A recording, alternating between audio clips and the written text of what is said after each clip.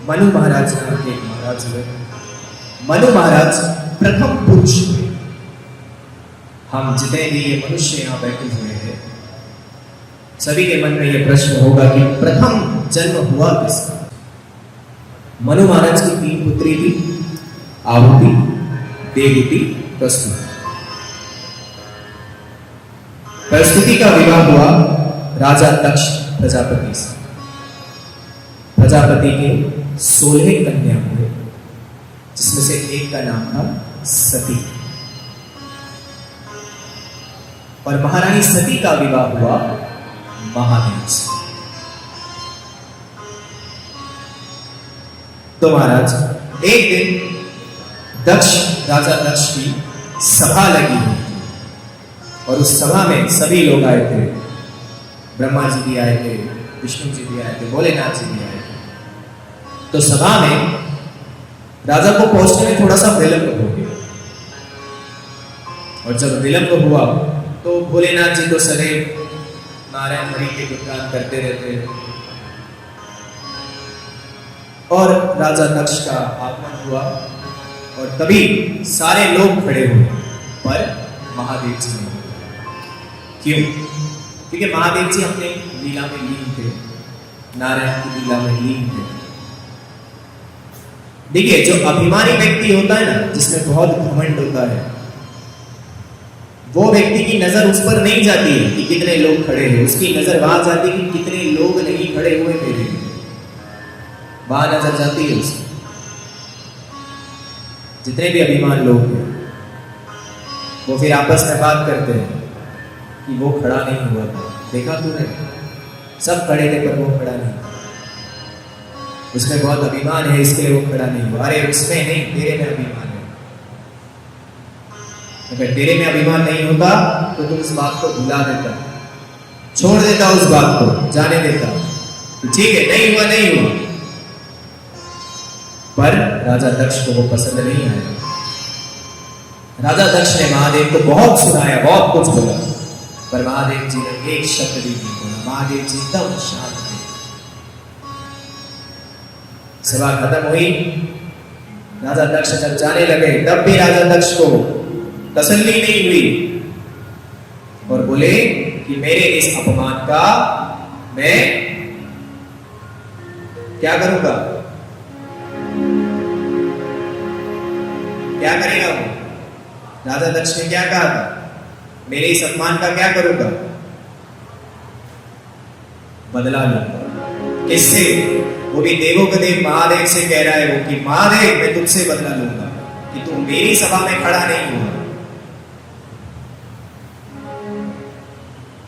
तब राजा दक्ष ने एक यज्ञ करवाया, विशाल यज्ञ करवाया, और उस यज्ञ में सभी को बुलाया। उन्होंने बड़े बड़े राजाओं को बुलाया, देवी देवताओं को बुलाया, ब्रह्मा जी को बुलाया, विष्णु जी को भी बुलाया, पर अपनी पुत्री सती को नहीं बुलाया। क्यों? क्योंकि उसे महादेव से बदला लेना था।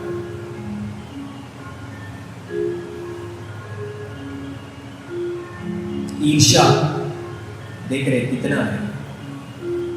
राजा का कर्तव्य क्या होता है? राजा क्या करते हैं? राजा अपनी प्रजा के लिए सोचता है, ना कि अपने हित के लिए सोचता है। पर यहाँ आज राजा दक्ष अपने हित के लिए महादेव से लड़ने के लिए उसने ठान लिया कि मैं महादेव से लड़ूंगा।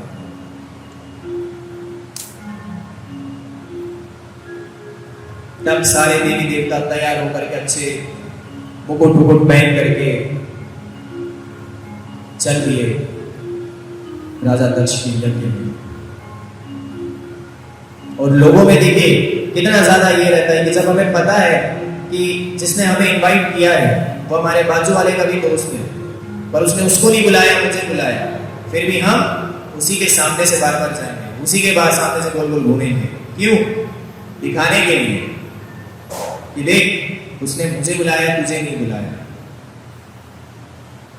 यहाँ वही हुआ कि कैलाश के ऊपर से सब लोग जा रहे हैं, जबकि और भी बहुत सारे रास्ते थे जाने के, पर नहीं जा रहे, सारे के सारे कैलाश के ऊपर से ही जा रहे हैं। क्यों? माता सती को दिखाने के लिए कि देखिए आपके पिता ने इतना बड़ा यज्ञ करवाया है और आपको नहीं बुलाया है। हम भी तो ऐसे करते हैं ना, हमें कोई बुलाए और जो दूसरे वाले को ना बुलाए तो हम कॉल करके उसको पूछते क्यों भैया आपको नहीं बुलाया होगा? हमको तो बुलाया, हमको तो बकायदा इनविटेशन घर में ला के दिया, आपके पास नहीं है। जानबूझकर। तो सारे देवी देवताओं ने भी यही किया और माता सती ने एक जन के रथ को रोक लिया और रोक करके पूछा कि आप सब इतने तैयार होकर के कहां जा रहे हो?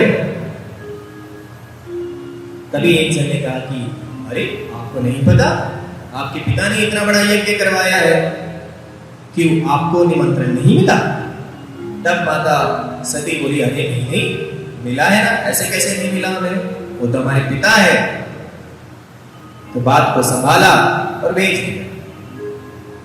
तब माता सती भोलेनाथ जी के पास गई और भोलेनाथ जी से कहा कि हे भोलेनाथ, हे शंभू,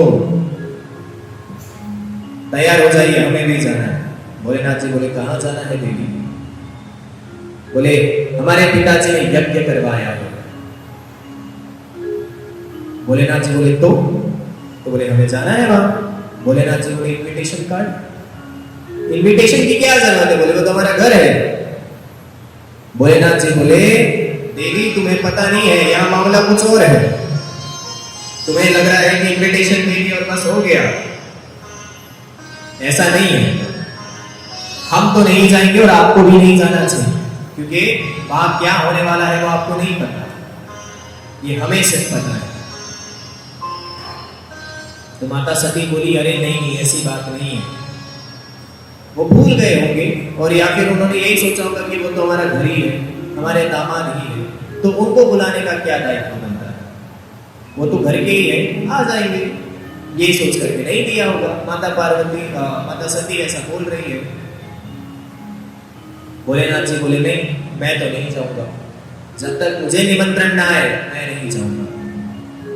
तो माता सती खुद चली। और जब खुद चली गई तब वहां पर देखा कि सबका स्थान बना हुआ है, पर भगवान भोलेनाथ का स्थान नहीं है वहां पर। तो ये देख करके माता सती बहुत क्रोधित हुई। बहुत क्रोधित होने की वजह से अपने पति का अपमान सहन ना कर पाई, इसलिए वो अग्नि में प्रवेश कर गई।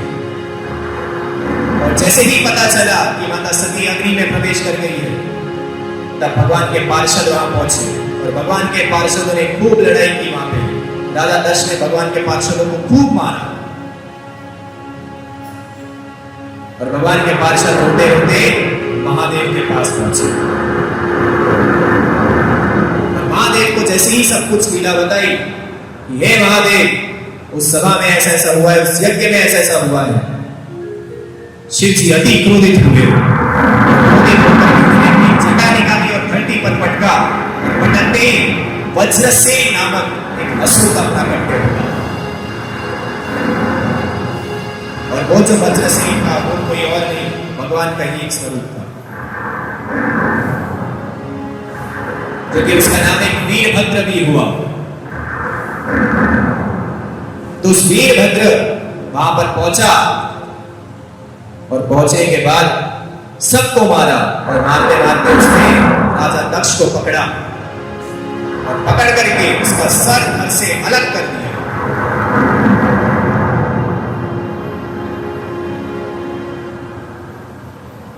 अब वो तो प्रजा थी, भारी संख्या में पूरी प्रजा वहां पर खड़ी थी और राजा दक्ष जो थे वो प्रजापति थे। अब प्रजापति नहीं रहे तो प्रजा को देखेगा कौन? प्रजा को चलाने वाला कोई तो चाहिए ना। तब सारे देवी देवताओं ने महादेव से प्रार्थना की, हे शंकर, हे कर्पूर गौरव करुणा अवतार, आप करुणा के अवतार हैं, कृपा करिए इस पर और इसे पुनः जीवित कर दीजिए। तब भोलेनाथ जी ने सबके कहने पर कृपा की और एक बकरी का सर लगा दिया। तब से राजा परीक्षित तब से राजा दक्ष जो रहे वे बकरे के सर पर जीवित हुए और उसी सर से वो गिरने लगे। तो इस प्रकार सती चरित्र का वर्णन किया गया है भागवत जी में।